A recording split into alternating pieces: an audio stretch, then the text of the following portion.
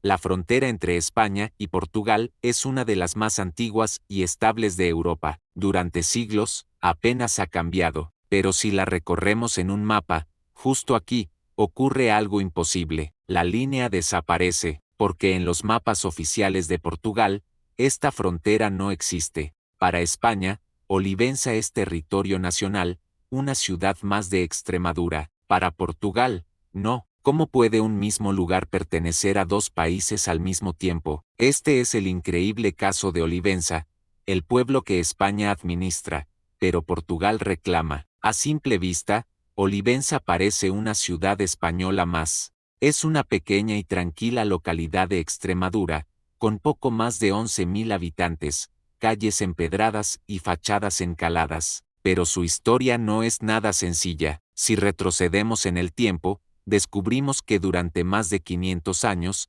Olivenza fue portuguesa, y ese pasado, como veremos, nunca desapareció del todo. Para entender cómo se llegó a esta situación, tenemos que viajar a uno de los momentos más convulsos de la historia europea. A comienzos del siglo XIX, Europa ardía, Napoleón Bonaparte dominaba el continente y España, bajo el gobierno de Carlos IV, era su aliada forzosa. El plan de Napoleón era imponer un bloqueo continental contra su gran enemigo, el Reino Unido, pero Portugal, aliado histórico de los británicos, se negó a romper relaciones con ellos. La respuesta fue militar. En 1801, tropas españolas, instigadas por Francia, invaden Portugal en un conflicto que pasaría a la historia como la Guerra de las Naranjas. La ofensiva fue rápida y contundente. El ejército español, comandado por Manuel Godoy, apenas encontró resistencia y avanzó sin problemas hasta Elvas. La guerra duró solo 18 días. El conflicto terminó con la firma del Tratado de Badajoz,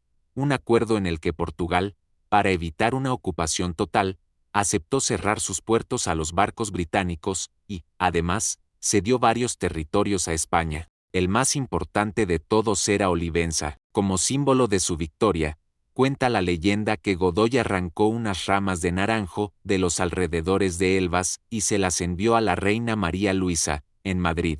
Pero aquella victoria, sellada con naranjas, tendría consecuencias duraderas que llegan hasta nuestros días. El problema que se inició en 1801 no es solo histórico, es fundamentalmente legal. Tras la derrota definitiva de Napoleón, las potencias europeas se reunieron en el Congreso de Viena en 1815 para intentar devolver el equilibrio al continente y redibujar las fronteras. En ese Congreso, España firmó un compromiso clave, reconoció la ilegitimidad del Tratado de Badajoz, que se había firmado bajo coacción, y prometió devolver Olivenza a Portugal. Pero esa devolución nunca ocurrió. Han pasado más de 2 siglos y la situación sigue congelada. Para Portugal, el asunto está claro, el Tratado de Badajoz es nulo, y por tanto, su soberanía sobre Olivenza sigue vigente. Desde su punto de vista, España mantiene una ocupación ilegal del territorio. Para España, en cambio,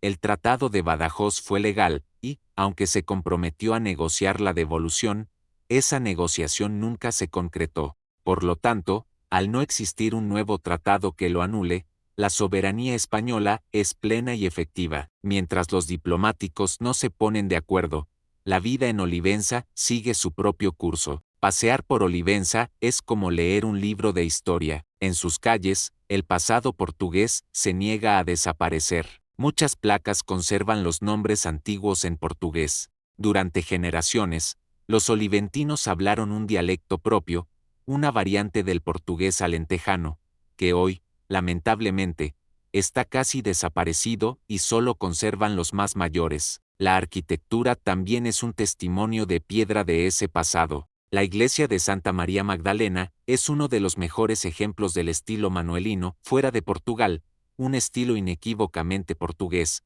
con sus columnas retorcidas que imitan cuerdas de barco. Aquí, la identidad no se impuso, se mezcló. Los oliventinos se sienten extremeños y españoles, pero no olvidan una herencia que forma parte inseparable de lo que son. Si hay un lugar que simboliza esta disputa, es el puente de Ajuda. Sus ruinas se levantan sobre el río Guadiana, la frontera natural. Fue volado durante la Guerra de Sucesión a principios del siglo XVIII y, a diferencia de otros puentes, nunca fue reparado por completo. Durante siglos, fue un recordatorio físico de la separación. Hoy, un puente moderno construido justo al lado lo reemplaza, haciendo la frontera casi invisible gracias a la Unión Europea. Muchos vecinos de la zona tienen doble nacionalidad, trabajan a un lado del río y viven al otro. La disputa diplomática existe en los despachos, pero no define la vida diaria de la gente. Europa, de alguna manera,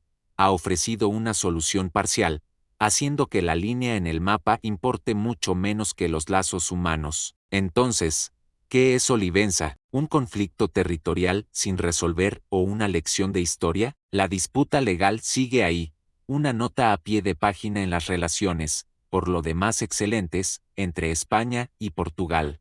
Pero la realidad sobre el terreno es otra. Es la de una comunidad que ha construido su identidad sobre una doble herencia, que ha sabido convivir con dos pasados. La gran pregunta sigue abierta: ¿debe pesar más la soberanía legal reclamada durante 2 siglos, o la realidad social, cultural y administrativa construida durante ese mismo tiempo? Quizás Olivenza no sea un problema pendiente, sino un ejemplo único de convivencia ibérica, un lugar donde las fronteras se difuminan para dar paso a una identidad compartida. Ahora te toca a ti. ¿Crees que Olivenza debería ser española, portuguesa o que su situación actual es la mejor solución? Déjanos tu opinión en los comentarios. Y si te gustan estas historias que se esconden en los rincones de la península, suscríbete a Iberia Desconocida para no perderte nuestros próximos videos. Gracias por acompañarnos.